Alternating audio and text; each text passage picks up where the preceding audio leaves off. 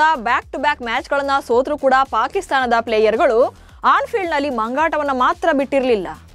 Settle ಆಗಿರುವಂಥ ಬ್ಯಾಟರ್ಗಳನ್ನ ಕೆಣಕೋದು, gun fire ಸೆಲೆಬ್ರೇಷನ್ನು, plane crash ಮಾಡಿಬಿಟ್ವಿ ಅಂತ build up ತಗೊಳ್ಳೋದು, ಆನ್ ಫೀಲ್ಡ್ನಲ್ಲೇ ಗಾಂಚಲಿ ತೋರಿಸೋದು, ಹೀಗೆ ಏನೇನೋ ಗಿಮಿಗಳನ್ನು ಮಾಡ್ತಾ ಇದ್ರು.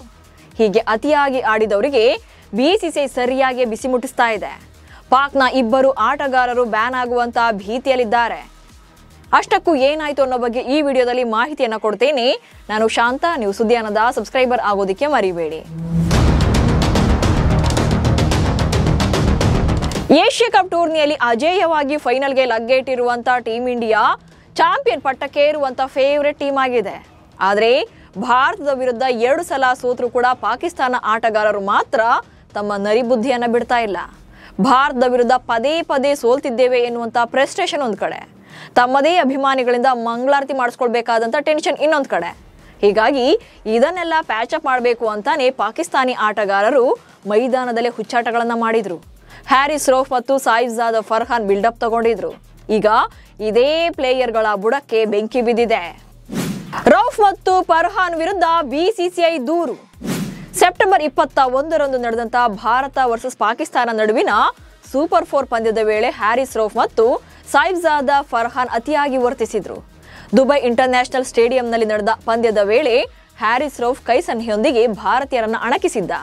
ಸ್ಟೇಡಿಯಂನಲ್ಲಿದ್ದಂಥ ಭಾರತೀಯ ಅಭಿಮಾನಿಗಳು ಕೊಹ್ಲಿ ಕೊಹ್ಲಿ ಅಂತ ಘೋಷಣೆ ಕೂಗಿದಾಗಲೆಲ್ಲ ಹ್ಯಾರಿಸ್ ರೌಫ್ ತನ್ನ ಕೈ ಸನ್ನೆ ಮೂಲಕ ಫೈಟರ್ ಜೆಟ್ಗಳನ್ನು ಬೀಳ್ತಾ ಇರೋದಾಗಿ ತೋರಿಸಿ ಹೀಯಾಳಿಸಿದ್ದ. ಅಲ್ಲದೆ 6-0 ಎಂದು ತೋರಿಸುವ ಮೂಲಕ ಕೆಣಕಿದ್ದ. ಈ ವಿಡಿಯೋ ಸೋಷಿಯಲ್ ಮೀಡಿಯಾದಲ್ಲಿ ಭಾರಿ ವೈರಲ್ ಆಗಿತ್ತು. ಹಾಗೆ ಭಾರತದ ವಿರುದ್ಧ ಅರ್ಧ ಶತಕ ಬಾರಿಸಿದ್ದ ಬಳಿಕ ಸಾಯಿಫ್ಜಾದ ಫರ್ಹಾನ್ ಗನ್ ಶಾಟ್ ಸೆಲೆಬ್ರೇಷನ್ ಅನ್ನು ಮಾಡಿದ್ದ. ಹೀಗಾಗಿ ಈ ಇಬ್ಬರ ವಿರುದ್ಧ BCCI ICCಗೆ ದೂರು ನೀಡಿದೆ. ಇಬ್ಬರದ್ದು ಕೂಡ ಉದ್ದೇಶಪೂರ್ವಕ ಪ್ರಚೋದನೆಯ ಸೆಲೆಬ್ರೇಷನ್ ಅಂತ ಭಾರತೀಯ ಕ್ರಿಕೆಟ್ ಮಂಡಳಿ ತನ್ನ ದೂರಿನಲ್ಲಿ ಉಲ್ಲೇಖ ಮಾಡಿದೆ. ಇಬ್ಬರ ವಿರುದ್ಧ ಕಠಿಣ ಕ್ರಮಗಳನ್ನು ಕೈಗೊಳ್ಳಬೇಕು ಅಂತ ಒತ್ತಾಯ ಮಾಡಿದೆ. ಬ್ಯಾನ್ ಆಗ್ತಾರಾ ಇಬ್ಬರು ಪಾಕ್ ಆಟಗಾರರು? ಇನ್ನು ದೂರು ನೀಡುವಂತ ವೇಳೆ ಭಾರತೀಯ ಕ್ರಿಕೆಟ್ ನಿಯಂತ್ರಣ ಮಂಡಳಿ ಇಬ್ಬರ ವಿಡಿಯೋಗಳನ್ನು ಕೂಡ ಸಾಕ್ಷಿಯಾಗಿ ಸಲ್ಲಿಸಿದೆ. ಶಿಸ್ತು ಕ್ರಮವನ್ನ ಕೈಗೊಳ್ಳಬೇಕು ಅಂತ ಮ್ಯಾಚ್ ರೆಫರಿ ಆಂಡಿ ಪೈಕ್ರಾಫ್ಟ್ಗೆ ಆಗ್ರಹಿಸಿದ್ದಾರೆ. ಹೀಗಾಗಿ ಇಬ್ಬರು ಕೂಡ ಬ್ಯಾನ್ ಭೀತಿಯಲ್ಲಿದ್ದಾರೆ. ICC ನಿಯಮದ ಪ್ರಕಾರ ಮೈದಾನದಲ್ಲಿ ಅನುಚಿತವಾಗಿ ವರ್ತಿಸಿದ ಆಟಗಾರರನ್ನ ಅಮಾನತುಗೊಳಿಸಬಹುದು ಅಥವಾ ನಿಷೇಧ ಮಾಡಲು ಕೂಡಬಹುದು. ಕ್ರೀಡಾ ಕ್ಷೇತ್ರದಲ್ಲಿ ಯುದ್ಧದ ಸನ್ನಿವೇಶಗಳನ್ನು ಪ್ರಸ್ತಾಪ ಮಾಡೋದನ್ನ ಮ್ಯಾಚ್ ರೆಫರಿ ಗಂಭೀರವಾಗಿ ಪರಿಗಣಿಸಿದ್ರೆ ಹ್ಯಾರಿಸ್ ರೌಫ್ ಮತ್ತು ಸಾಯಿಫ್ಜಾದ ಫರ್ಹಾನ್ ಒಂದು ಪಂದ್ಯದಿಂದ ನಿಷೇಧಕ್ಕೆ ಒಳಗಾಗುವಂತ ಸಾಧ್ಯತೆ ಇರುತ್ತೆ ಅಥವಾ ಡಿಮೆರಿಟ್ ಪಾಯಿಂಟ್ಸ್ಗಳನ್ನ ನೀಡಬಹುದು. ಆದರೆ ಯಾವಾಗ BCCI ICCಯ ಬಾಗಿಲು ತಟ್ಟಿತು, ಪಾಕಿಸ್ತಾನ ಕೂಡ ಸೂರ್ಯಕುಮಾರ್ ವಿರುದ್ಧ ದೂರನ್ನ ದಾಖಲು ಮಾಡಿದೆ. ಸೂರ್ಯಕುಮಾರ್ ಹೇಳಿಕೆ ರಾಜಕೀಯ ಸ್ವರೂಪದ್ದು ಎಂದ ಪಾಕ್. BCCIಗೆ ಕೌಂಟರ್ ಕೊಡೋಕೆ ಪಾಕಿಸ್ತಾನ ಕ್ರಿಕೆಟ್ ಮಂಡಳಿ ಕೂಡ ಭಾರತ ತಂಡದ ನಾಯಕ ಸೂರ್ಯಕುಮಾರ್ ಯಾದವ್ ವಿರುದ್ಧ ಪ್ರತಿದೂರನ್ನ ಸಲ್ಲಿಸಿದೆ. ಸೆಪ್ಟೆಂಬರ್ 14ರಂದು ನಡೆದಂತ ಭಾರತ ಮತ್ತು ಪಾಕಿಸ್ತಾನ ಗ್ರೂಪ್ ಸ್ಟೇಜ್ ಪಂದ್ಯದಲ್ಲಿ ಈ 2 ತಂಡಗಳು ಕೂಡ ಮುಖಾಮುಖಿಯಾಗಿದ್ವು. ಈ ಪಂದ್ಯದ ಬಳಿಕ ಟೀಮ್ ಇಂಡಿಯಾ ನಾಯಕ ಸೂರ್ಯಕುಮಾರ್ ಯಾದವ್ ಮಾತನಾಡಿದರು. ಈ ಪಂದ್ಯದ ಗೆಲುವನ್ನ ನಾವು ಪೆಹಲ್ಗಾಮ್ ಸಂತ್ರಸ್ತರು ಹಾಗೆ ಆಪರೇಷನ್ ಸಿಂಧೂರ್ ಸೈನಿಕರಿಗೆ ಅರ್ಪಣೆ ಮಾಡ್ತೀವಿ ಅಂದಿದ್ರು.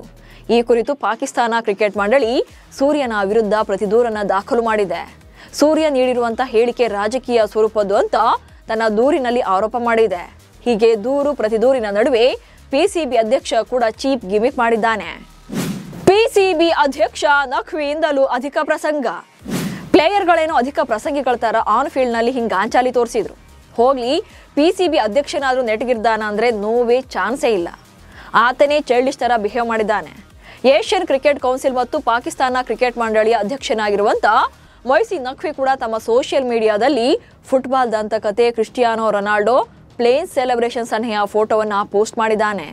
ಅಂದ್ರೆ ಹ್ಯಾರಿಸ್ ರೌಫ್ ಸನ್ನೆಯಲ್ಲಿ ರೊನಾಲ್ಡೋ ಫೋಟೋ ಹಾಕುವ ಮೂಲಕ ಭಾರತಕ್ಕೆ ಆಡ್ಕೊಡೋಕೆ ನೋಡಿದ್ದಾರೆ. ಒಟ್ನಲ್ಲಿ ಭಾರತ ಮತ್ತು ಪಾಕಿಸ್ತಾನ ಮ್ಯಾಚ್ ಅಂದ್ರೆ ಅದೊಂದು ಕ್ರೀಡೆ ಅನ್ನೋದಕ್ಕಿಂತ ಇದು 2 ದೇಶಗಳ ನಡುವಿನ ಯುದ್ಧ ಎನ್ನುವಂತೆ ಇರುತ್ತೆ.